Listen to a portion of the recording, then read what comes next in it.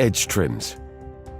Secure wall trim in place with fixings and seal the chase with wall mastic. Larger chases can be sealed with a strong mortar mix. At the gutter edge, pull the membrane taut and install top section of gutter trim with the color-coded fixing supplied. We suggest drilling a pilot hole in cold conditions. Leave a 5mm gap between adjoining trims to allow for expansion and contraction. Trim off excess rubber and secure joiner with a fixing or mastic. Neatly fold the rubber at the corner where the edge trim meets the gutter trim. Starting at the gutter edge, apply downward pressure to the edge trim and secure with the color-coded fixings. Leave a 5mm gap between adjoining trims to allow for expansion and contraction.